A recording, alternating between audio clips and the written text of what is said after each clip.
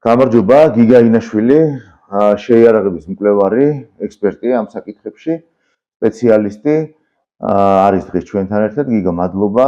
ცხადია, დღეს შენთან იმ თემაზე გვინდა საუბარი, ტექნოლოგიები და ბრძოლის ველი. რამდენად არის გარღვევა ტექნოლოგიებში და რამდენად ეწევა მაგალითად ბრძოლის ველზე ქვედანაყოფები აი ამ ტექნიკურ პროგრესს და გარღვევას. რა შეიცვალა მაგალითად ისტორიულ ჭრილში და რა უნდა ვისწავლოთ, ანუ როგორი არის გაკვეთილები. დიახ. ზოგადად როცა ვიწყებთ საუბარს ტექნოლოგიების გავლენაზე და როლზე თანამედროვე ბრძოლის ველზე, ხო? ცოტა ისეთი მასშტაბურად უნდა მოვიხილოთ ისტორიულ კონტექსტში და მისი ასე ვთქვათ, როგორ მოხდა ეტაპობრივად მისი განვითარება და როგორ მოვედით დღემდე. რა თქმა უნდა, თანამედროვე ბრძოლის ველი მაღალ ტექნოლოგიური შეიარაღების გარეშე დღესდღეობით წარმოუდგენელი არის. საერთოდ მინდა აქვე ვთქვა, რომ შეიარაღების განვითარებაც და ასევე სამოქალაქო ტექნოლოგიების განვითარებაც ჩვენი ცივილიზაციის პირდაპირ არის მიბმული იმ ომებზე, რომელიც ჩვენმა ასე ვთქვათ ცივილიზაციამ მოყოლებული შუა საუკუნეებიდან დღემდე აწარმოა. ანუ კაცობრიობის ისტორია არის ომების ისტორია. ომების ისტორია არის და ომები არის ერთ-ერთი ძირითადი მაინცირებელი ფაქტორები და მიზეზები ტექნოლოგიების მოკლე დროში დაჩქარებული განვითარებისა. ზოგადად რამდენიმე ეპოქად იყოფა ზოგადად სამხედრო ტექნოლოგიები და მოდი უფრო დავიწყოთ იმ ეპოქიდან, როცა ცეცხლსასროლი იარაღი ჩნდება, ხო?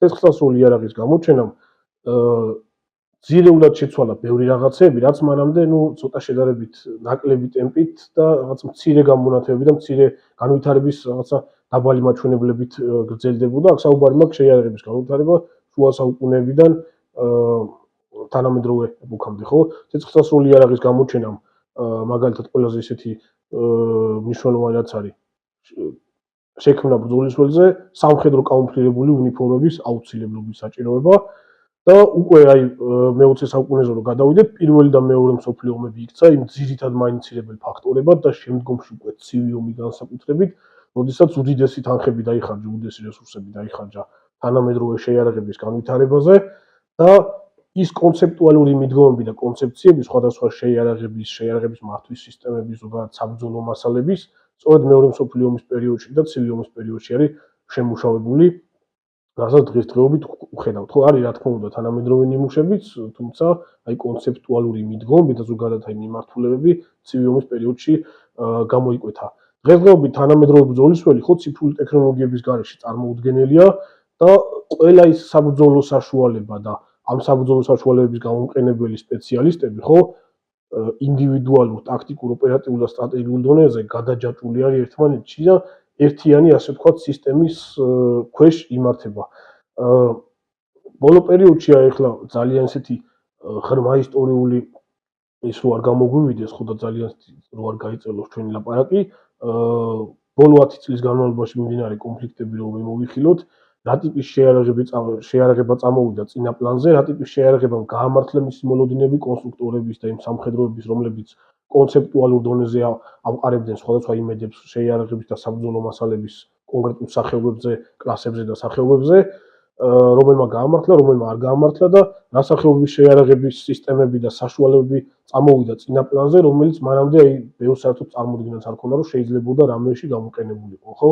ყველაზე ესეთი პოპულარული სახეობა აქ მოდი დრონებით დავიწყოთ საუბარი, რაზეც ესეთი ყველა საუბრობს და აქცენტი ძალიან დიდი არის, ხო? პატარა ისტორიულ კონტექსტში რომ მოვიხილოთ, დრონების პირველი ასე ვთქვათ, პრიმიტიული დრონები ჯერ კიდევ პირველი მსოფლიო ომის პერიოდიდან ჩნდება, აი წინაპრებად რომ განვიხილოთ, ხო, თანამედროვე დრონების კიდევ უფრო ვითარდება მეორე მსოფლიო ომის პერიოდში და შემდგომში ცივი ომის პერიოდში, მაგრამ ესენი იყო რა თქმა უნდა ავტონომიურ რეჟიმში მომუშავე სადაზვერვო დრონები, რომელთა საერთო საბრძოლო ეფექტურობა ხო ბრძოლის ველზე არც ისე მაღალი იყო. ძირეულად შეიცვალა სიტუაცია, როდესაც ჩნდება ბრძოლის ველზე და ჯარების აღჭურვილობაში, შეერთებულ შტატებმა ამ შემთხვევაში საუბარი, GPS-ი, გლობალური სანავიგაციო სისტემა, რომელიც შესაძლებლობას იძლევა, რომ კონკრეტული საბრძოლო ერთეული, ტაქტიკური დონის, ინდივიდუალური და ტაქტიკური დონის საბრძოლო ერთეულებიც აღჭურვილი იქნას ინერციული ნავიგაციის სისტემებით, ამასთან ინტეგრირებული GPS მიმღებებით და შესაძლებელს ხდის ეს ყველაფერი ბრძოლის ველის ასე ვთქვათ, ერთიან სივრცეში ერთიან ასე ვთქვათ სისტემაში ონლაინ მართვისა. სპარსეთის ზოგადად სპარსეთის ყურის პირველი ომი 90-91 წლებში იყო ის პირველი ომი, სადაც მასიურად იქნა გამოყენებული ზოგადად GPS-ებით აღჭურვილი სადაზვერვო დრონები, მასიურად იქნა გამოყენებული GPS დამიზნების საავიაციო ბომბები, ჯეიდამები ამერიკული, რამაც პრაქტიკულად გადატეხა წელში სადამ ჰუსეინის შეიარაღებული ძალები არმია იმ პერიოდში. და თანამედროვე ასე ვთქვათ დრონებიც ხო, რახან დრონებზე ვსაუბრობთ, პირდაპირ არის მიბმული აი ამ მართვის კავშირისა და ნავიგაციის სისტემების განვითარებასთან. GPS-ის ეფექტურობა და სიზუსტეები ხო 90-91 წლებთან შედარებით დღესდღეობით ბევრად უფრო გაზრდილი არის. GPS-თან ერთად მუშაობს ეს რუსული GLONASS, არის ევროპული Galileo, არის ჩინური Beidou და ეს სისტემები უკვე საშუალებას იძლევა, რომ ლაივ რეჟიმში მოხდეს ბრძოლის ველის კონტროლი, მართვა, დაზვერვა და სხვადასხვა ზუსტი შეიარაღების გამოყენება. ოღონდ ეს უკვე საჭიროებს ასე ვთქვათ თანამგზავრული მართვის რამდენად სრულყოფილი არის გიგა ეს ყველაფერი? სრულყოფილი რა თქმა უნდა არაფერი არ არის.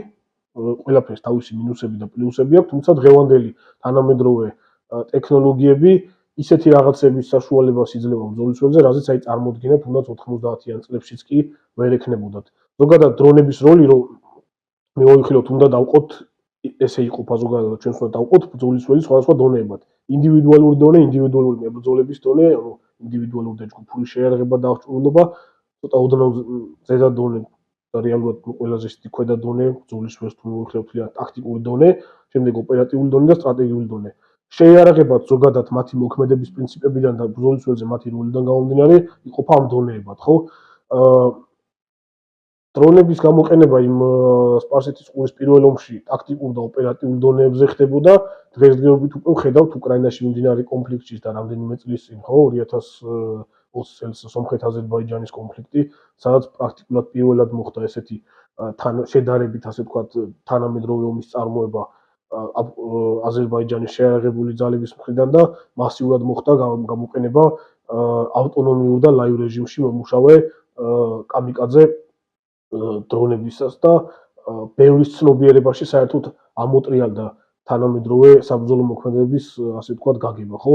კი, მართალია თანამედროვე ტექნოლოგიებმა ბევრი რაღაცა ამოატრიალა მთლიანად კონცეპტუალურ დონეზე, განსაკუთრებით ეს ტაქტიკურ და ოპერატიულ დონეებს ეხება, მაგრამ ომის წარმოების ასე ვთქვათ მეთოდები სტრატეგიულ დონეზე, ხო?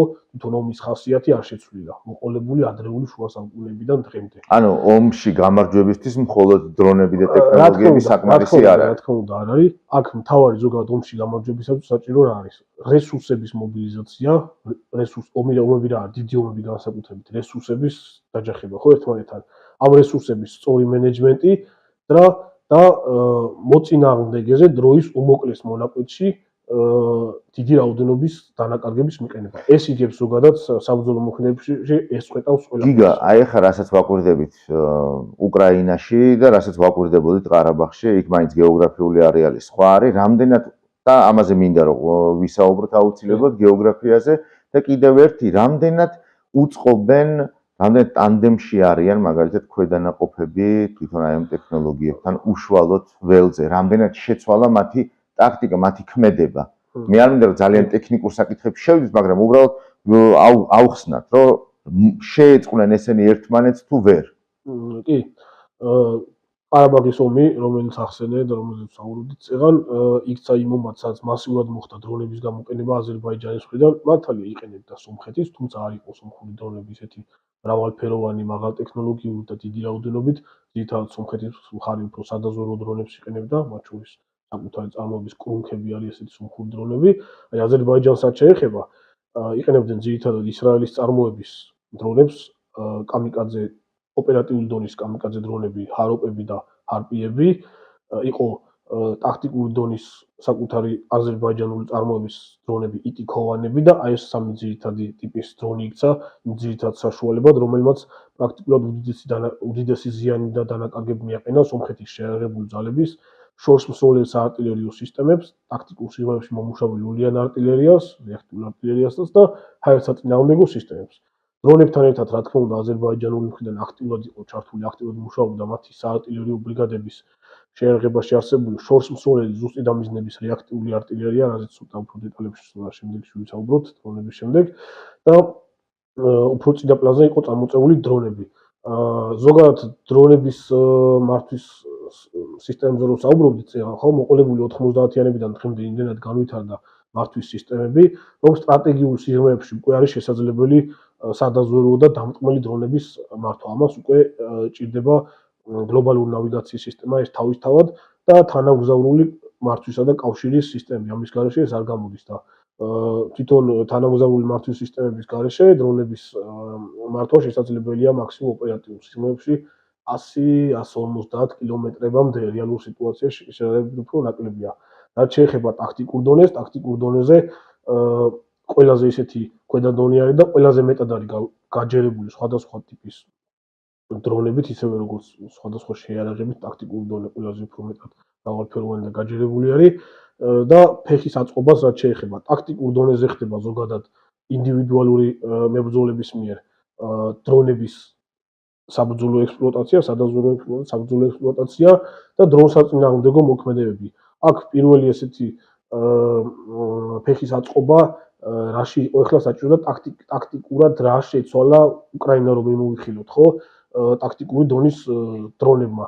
აქ ყველაზე ისეთი დიდი რაოდენობით რას დაფრინავს ორივე მხრიდან, ხო, 100,000-ობით დრონზე არის აქ საუბარი, ეს არის პატარა ზომის FPV დრონები, რომელიც ამ მომამდე ძირითადად უფრო აი ცნობილი იყო როგორც აი რეის დრონები, სპორტული დრონები, რომელსაც სხვადასხვა შეჯიბრებებში იყენებდნენ, მაგრამ იმის გამო რომ უკრაინაში ზოგადად ფრონტი ძალიან დიდი არის, ორივე მხრიდან დეფიციტში არის მეტნაკლებად განსაკუთრებით უკრაინის მხრიდან артиლერია, ვერ მუშაობს, სრულფასოვნად ვერ მუშაობს ავიაცია, იმიტომ რომ ავიაციის სრულფასოვანი მუშაობას, რა ჭირდება, ხო? მოწინააღმდეგე საჰაერო თავდაცვის სისტემები მეტნაკლებად მოიყოს ჩახშობილი. ან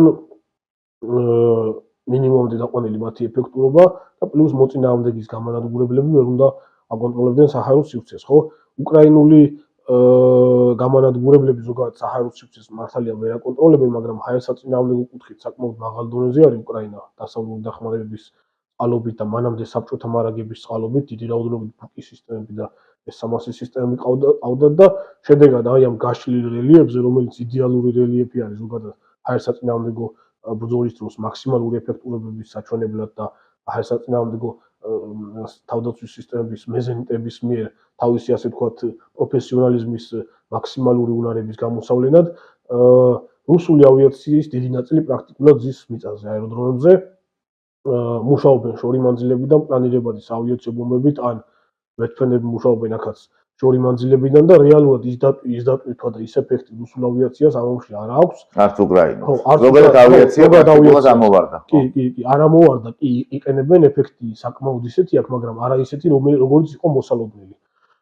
და ეს როგორც ვთქვი, იცილად არის დამოკიდებული იმაზე, რომ უკრაინული ჰაერსაწინააღმდეგო სისტემა მაღალ დონეზე არის დღემდე რა. ალბათ სერიოზული დრონებმა ჩაანაცვლეს ავიაცია? არა, რა თქმა უნდა. მიდის მაკეთკენ, რომ დრონებმა ჩაანაცვლონ ავიაცია? მაკეთკენ მიდის, მაგრამ ჯერჯერობით ხასიათი დინამიკაში ომის ხასიათი როგორია? კი, დინამიკაში მაკეთ მიდის ყველაფერი, რომ პირველ ეტაპზე რა თქმა უნდა საფრონტო ავიაცია მოიერიშე და მომდამშენი ავიაცია ჩანაცვლდება დრონების მიერ, დიდი ზომის დრონებზე ოღონდ აქ საუბარი და შემდგომ ეტაპზე უკვე მაკეთ მიდის ყველაფერი, რომ უკვე გამანადგურებელი გზაგადამჭრელი ავიაცია და სტრატეგიული, ოპერატიული და სტრატეგიული დონის ბომბდამშენი ავიაციაც უკვე იქნება დრონების კონფიგურაციაში, უპილოტო საფრენი აპარატების კონფიგურაციაში. ზოგადად თანამედროვე ომშიც ამ სომხეთ-აზერბაიჯანით რახან დავიწყეთ იქ უკვე ცოტა ისეთი ქარხნულად დამზადებული ისრაელის და თურქეთის მიერ დამზადებული და ასევე აზერბაიჯანის როგორც გითხარით კამიკაძე დრონები გამოიყენებოდა, მაგრამ ეს იყო შედარებით ლოკალური მასშტაბის ომი, არ იყო ისეთი დიდი მასშტაბის როგორც რუსულ-უკრაინული ომი არის და პლუს ამას რა ხდებოდა აქ მაღალ ტექნოლოგიური არმია აზერბაიჯანის სახით დაეჯახა რაღაცა ჯერ ისევ საბჭოთა სტანდარტები და საბჭოთა დოქტრინებით მომუშავე სომხეთის შეიარაღებულ ძალებს, სადაც ბევრი რაღაცა მარტივად გამოცნობადი იყო, უდაბლეს დონეზე იყო რადიოელექტრონული ბრძოლის სისტემები სომხეთის მხრიდან, მიუხედავად იმისა, რომ ჰქონდათ გარკვეული რაოდენობის რუსული სისტემები, იყენებდნენ შენიღბვის საშუალებებს ავიაციის და დრონების საწინააღმდეგოდ, მაგრამ აქაც შედარებითი არის ყველაფერი არც ისე მაღალ დონეზე ხდებოდა შენიღვა პოზიციების და მოკლედ აუარება ვიდეოები ვრცელდებოდა ყოველდღე როგორ ანადგურებდა აზერბაიჯანული ბაირაქტარების თურქული წარმოების დამტყმელი დრონები ამ სომხური და ეს ყარაბაღის თვითაღიარებული რესპუბლიკის არმიის ტექნიკას, ხო? მათ შორის ძვირადღირებულ სისტემებს, რომელსაც იქით უნდა ჩამოებდოთ ის პილოტოები, ხო, მათ შორის S300-ები, Tor-M1-ის ტიპის სისტემები, ბუკის სისტემები, ტუნგუსკები და ასე შემდეგ. შესაბამისად, გაჩნდა რატომღაც მოლოდინები რუსეთ-უკრაინის ომი რო იწყებოდა, რომ ეს თურქული ბაირაქტარები, რომლებიც აზერბაიჯანის მხრიდან მაღალი ეფექტურობით იმუშავებს, იგივე შედეგებს დადებდა რუსეთ-უკრაინის ომშიც, მაგრამ როგორც კი იხილა ხალხმა ისეთი ომი, სადაც ორივე მხრიდან მაღალტექნოლოგიური საზეიმტო სარაკეტო კომპლექსები არის ჩართული, უკვე ისეთი დამტყმელი დრონები, როგორც ბაირაქტარი არის, ბაირაქტარის ადგილას თუნდაც ამერიკული რიპერი და პრედატორი რო ყოფილიყო, შედეგი იგივე იქნებოდა, გადავიდა უკანა პლანზე და წინა პლანზე წამოვიდა შედარებით ტაქტიკურ დონეზე შედარებით იაფიანი FPV დრონები, X-ისებური ფრთასხმლობის ესეთი რუსული ლანცეტები, ანუ ერთჩინადი კამიკაძე დრონები და ოპერატიულ და სტრატეგიულ დონეებზე უკვე ისეთი დრონები, როგორც არის ეს ირანული წარმოების Shahid 136-მეტები და მისი რუსული კლონები, გერანორები, ხო, რასაც რუსეთი იყენებს და ავტონომიურ რეჟიმში ინერციული ნავიგაციის სისტემი და GLONASS-ის მიმღებებით უშვებს სხვადასხვა უკრაინული ობიექტების წინააღმდეგ. აი ასეთი დრონების ეფექტურობა ბევრად უფრო მაღალი გამოდგა ესეთ მასშტაბურ ომში, ტექნოლოგიურად სრულფასოვან ომში, სადაც მხოლოდ ბირთვული იარაღი არ არის ჩართული, დანარჩენი ყველაფერი გამოიყენება და უკანა პლანზე გადავიდა ეს ლაივ რეჟიმში მართვადი დამტყმელი დრონები, რომლებმაც თავისი ეფექტურობის მაქსიმუმი გამოავლინეს და დაამტკიცეს ისეთ შედარებით დაბალი ინტენსივობის ომებში და სხვანაირი სახის ომებში, როგორებიც იყო ირაკი ფრიდომ ეს თავისუფლება ერაყს 2003 წელს დაწყებული ოპერაცია ერაყში და მანამდე ეს ISAF-ის ოპერაცია მისია ავღანეთში, სადაც ეს არ იყო რაღაცა საერთო საჯარისო ოპერაციები, აქ მოწინააღმდეგეებს შორის ტექნოლოგიური სხვაობა და შესაძლებლობები ბევრად უფრო განსხვავებული იყო, ხო? ასიმეტრიულ ტაქტიკასთან და პარტიზანული ტაქტიკით მოქმედ ქვედანაყოფებთან ან ერთეული მებრძოლებთან უწევდა აქ ამერიკულ დრონებს. გიგა, რა უნდა გავითვალისწინოთ ჩვენ მაგალითად? რა ანუ გაკვეთილის შედეგი რა ვისწავლეთ და რას ვხედავთ? გაკვეთილი ეს კონკრეტული ორი ომი რო ავიღოთ, რა ტიპის შეიარაღება მოახდინა მაქსიმალური გავლენა. რახან დრონებზე ვსაუბრობთ, მოდი გავაგრძელოთ ისევ.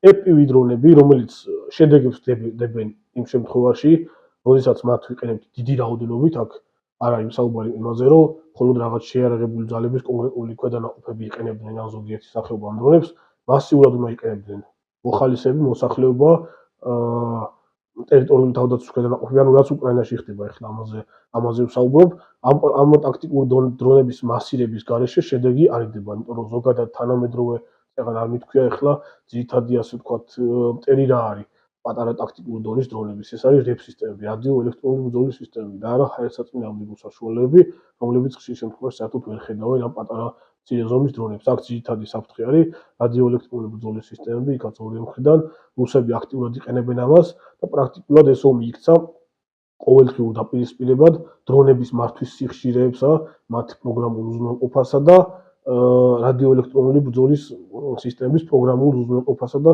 ტექნიკურ შესაძლებლობებს შორის. პრაქტიკულად კვირაში ერთხელ ორჯერ ან რამდენჯერმე ხდება ხოლმე ამ მართვის სიხშირეების გადაწერა, ახალი პროგრამული უზრუნველყოფების ჩატვირთვა, რომ არ მოხდეს მოძველება, იმიტომ რომ ახლის შექმნიდან სადღაც მაქსიმუმ ერთ კვირაში უკვე მოძველებული არის ხოლმე და ზოგადად დრონების მართვის დროს და მათ საბრძოლო ეფექტურობაზე როდესაც ვსაუბრობთ, ნომერ პირველი არის აქ ნავიგაციის სისტემები და მართვის სისტემები და მეორე ხარისხოვანი არის რა მანძილზე შეუძლია ამ დრონს ფრენა და რა ტიპის შეიარაღებას ჩამოკიდებს ზედან, რა ტიპის მუხტი ექნება. ესენი ყველაფერი მარტივად გაკეთებადია. ყველაზე რთული არის ეს მართვის სისტემები და მათი ჩახშობა. ამ მიმართულებით არის აუცილებელი მუშაობა ყველა ქვეყნისთვის და ასევე მოსახლეობაში უნდა მოხდეს აი ამ მცირე ზომის დრონების ასე ვთქვათ პოპულარიზაცია და პრაქტიკულად სკოლის მოსწავლეების დონეზე უნდა იცოდეს ყველა ამის აწყობა და შემდგომ ექსპლუატაცია მართვა რა.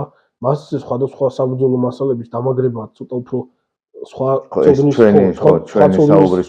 საჭიროებს და რაც ახლა უკრაინაში ხდება, მაგაზე მაქვს საუბარი, სხვა ტიპის ცოდნა ჭირდება და სხვა სპეციალისტებმა უნდა გააკეთონ ეგ, მაგრამ პატარა ზომის დრონების მართლა რაც უფრო მეტ მაინც ზოგადად ნებისმიერ სახელმწიფოში ეს სახელმწიფო უფრო მეტად არის დაცული თანამედროვე ომის თანამედროვე ბრძოლის ველის მაგალითზე რომ ავიღოთ.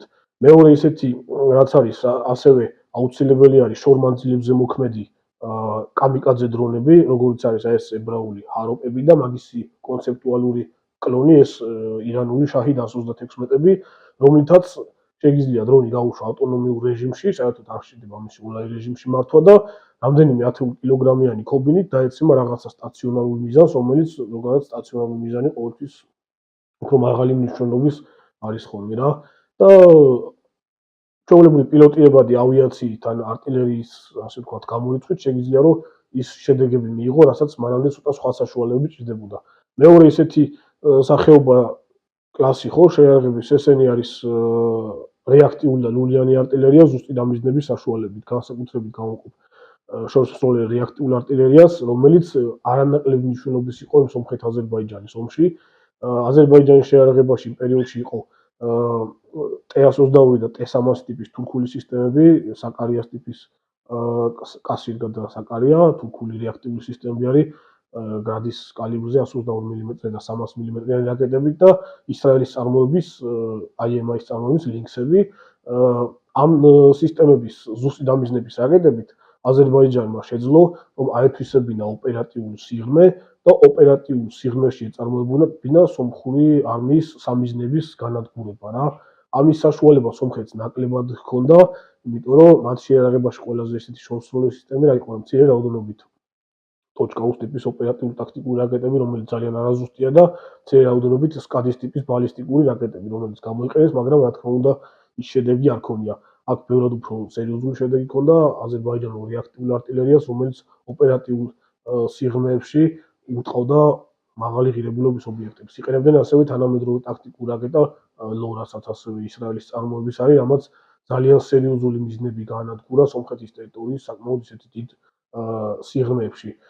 შემდეგი ასეთი მნიშვნელოვანი მიმართულება არის რაც აი ამ ყველაფერს მართავდა სომხეთ-აზერბაიჯანის ომშიც და ამ ყველაფერს მართავს რუსეთ-უკრაინის ომშიც, მათ შორის რუსეთის მხრიდანაც და უკრაინის მხრიდან კიდევ უფრო მაღალი ტექნოლოგიური საშუალებებია გამოყენებული ჯარების მართვის ერთიანი სისტემები.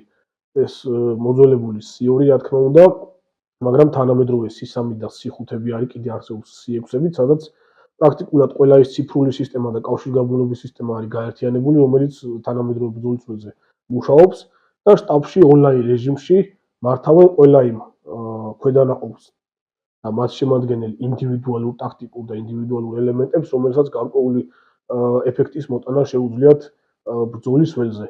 და საბოლოო ჯამში ბრძოლის ველის მენეჯმენტი ბევრად უფრო ნაკლები დანაკარგებით და ბევრად უფრო სწრაფად დროის მოკლე მონაკვეთში ხდება იმ შედეგების მიღება, რასაც ბევრად უფრო დიდი დრო ჭირდება და მეტი დანაკარგები გაქვს, როცა ეს ონლაინ ბრძოლის ველის ონლაინ ციფრული ანუ მთლიანი სურათის აღქმის უნარი. ეს სისტემები რუსეთმა შეიარაღებაში მიიღო, ვითომ სრულფასოვნად მიიღეს 2018 წელს, ჯერ კიდევ 2010 წლიდან დაიწყეს მუშაობა სხვა პროგრამებთან ერთად ამაზე, 2018-ში უკვე ინერგებოდა ბრიგადებში, მაგრამ ტაქტიკურ დონეებზე არ არის რუსეთში ჯერ კიდევ, კი არის რაღაცა დონეებზე, მაგრამ ტაქტიკურ და ინდივიდუალურ დონეებზე მთლად არ არის ჩაშლილი, რა თქმა უნდა, არც ტექნიკის მიმართულებით, არც ინდივიდუალური მიმართულებით. აქ საუბარი რაზე არის? GPS-ის ანუ GLONASS-ის მიღებები, ტაქტიკური კომპიუტერების, სადაც ტაქტიკური რუკა გამოდის და ინერციული ნავიგაციის სისტემების, არტილერიის სისტემების დამიზნებისთვის და მთელი რიგი კომპონენტები, რაც მე შტაბში საერთო სურათს გაძლევს და რაღაც ონლაინ სტრატეგიულ თამაშებს გავხსება ბრძოლის წარმოება შტაბიდან რა. ეს არის ერთ-ერთი ძირითადი ფაქტორი, აი, რითიც მაგალითად აზერბაიჯანის შეიარაღებულმა ძალებმა ძალიან მოკლე დროში გადატეხეს ყარაბაღის და სომხეთის არმიები, ხო? გიგა, ადრე ნაპოლეონი ამბობდა, რომ არტილერია არისო, ომის ღმერთიო. დღეს 21 საუკუნეში უკრაინის მაგალითზე შეიცვალა რამე? კარგი კითხვა არის, მინდოდა კი ამაზე საუბარი. ზოგადად არტილერია ძალიან უყვარს მე და ვეთანხმები, რომ არტილერია არის ომის ღმერთი. მაგრამ არის მეორე გამონათქვამიც, არტილერია თუ ომის ღმერთია, ომის მეფე არის ავიაციაო. მაგრამ ცოტა ისეთი ზოგადი მიდგომები იყო და ამ ომში უკრაინის ომში კიდევ ერთხელ დამტკიცდა, რომ არტილერია არის სწორედ ასე ვთქვათ, ომის ღმერთი და ის საშუალება, რომელიც არ ჩერდება და მუდმივად ისვრის რა. მუდმივად ახდენს საცეცხლე ზემოქმედებას მოწინააღმდეგეზე. თუ კი ავიაცია საბრძოლო მოქმედებებს ნაწილობრივ ეთიშება ან თავის საბრძოლო პოტენციალს უფასოვნად ვერ იყენებს ჰაერსაწინააღმდეგო სისტემების არსებობის გამო, ხო? артиллерия პრაქტიკულად არ ჩერდება და ხედავთ ხო აი უკრაინის ომის დაწყებიდან პირველი დღეებიდან დღემდე რამხელა ასე ვთქვათ მნიშვნელობა ენიჭებოდა საბრძოლო მასალებს, артиллерიულ საბრძოლო მასალების იმ მარაგებს, რომელსაც ორივე მხარე ძალიან დიდი რაოდენობით ისროდა ყოველდღიურად. აი ომი რაღაც რამდენიმე თვის დაწყებული იყო, რაღაცა 4-5 თვის დაწყებული იყო, ნახევარი წელი ავიღოთ და მაგ პერიოდში რუსული მხრიდან ხარჯი 24 საათში იყო დაახლოებით 60,000 ჭურვი.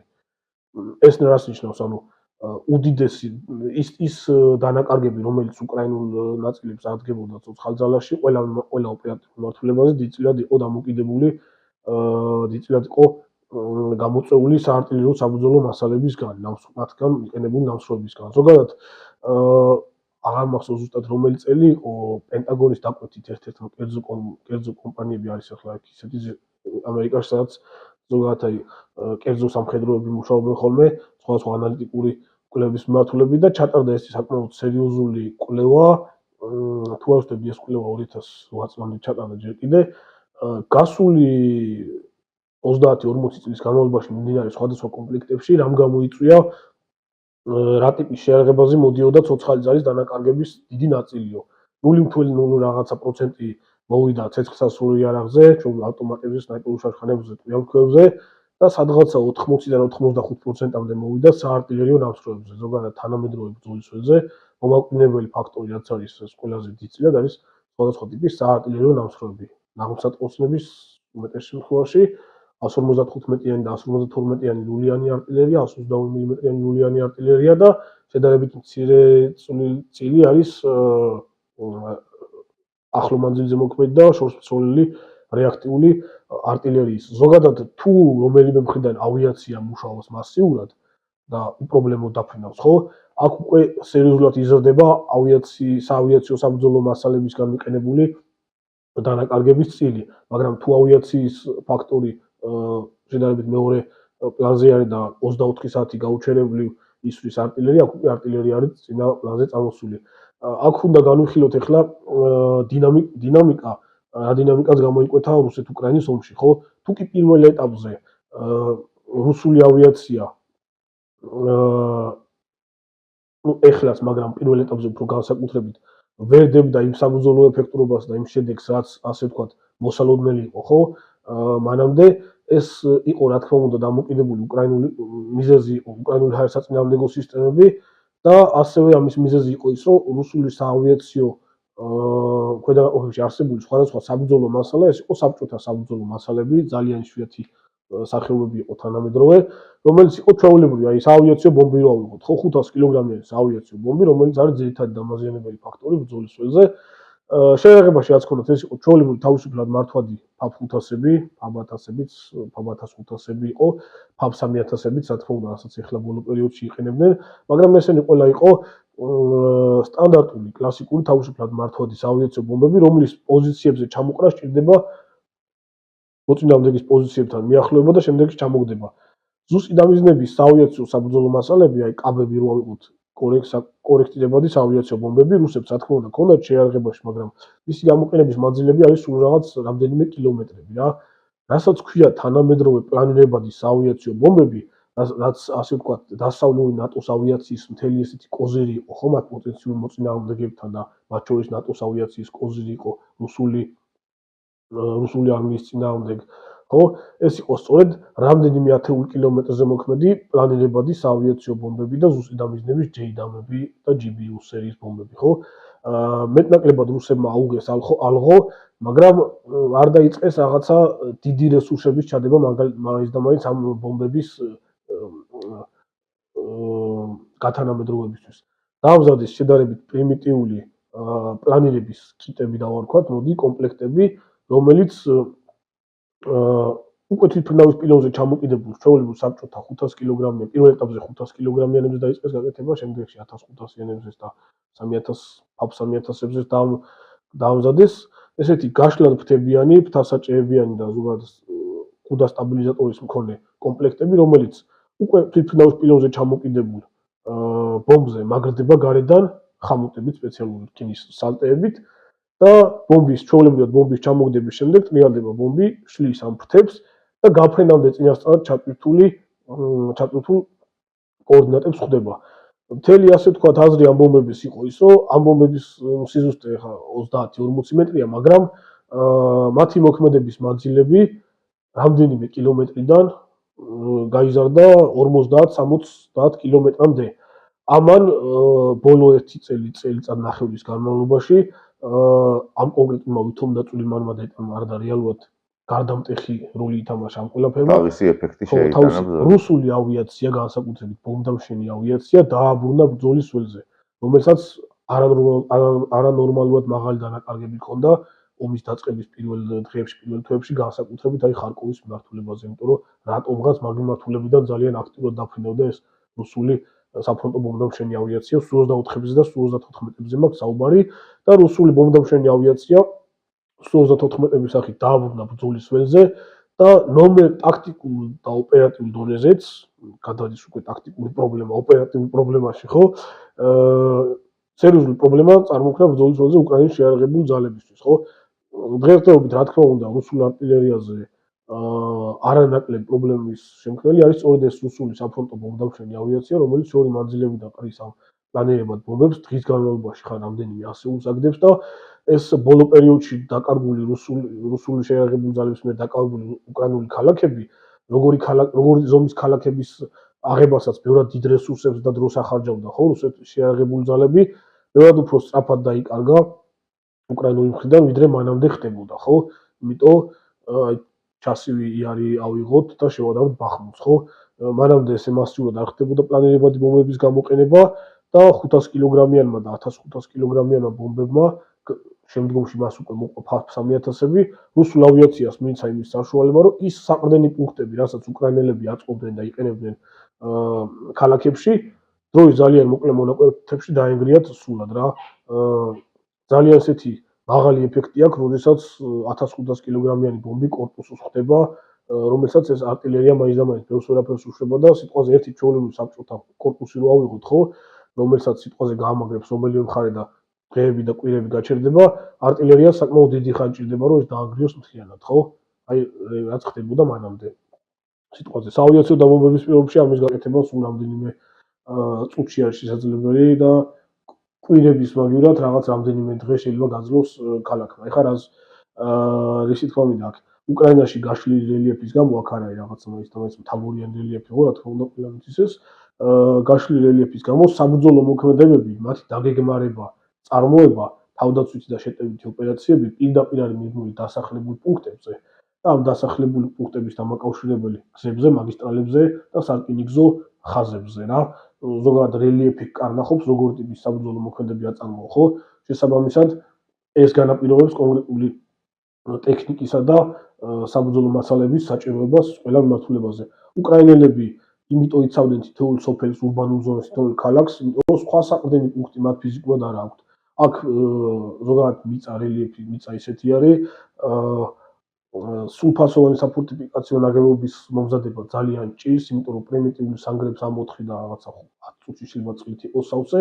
აქ საჭირო არის სრულფასოვანი საინჟინრო მომზადება, ბეტონის არმირებული ნაგებობის ჩადგმა, ამას ყველგან რა თქმა უნდა ვერ გააკეთებს, შესაბამისად დიდი როლი ეკისრება ასეთ ომში აი ამ დასახლებულ პუნქტებს, სადაც ბევრი კორპუსები დგას, მოკლედ რა, ბეტონის ნაგებობებს.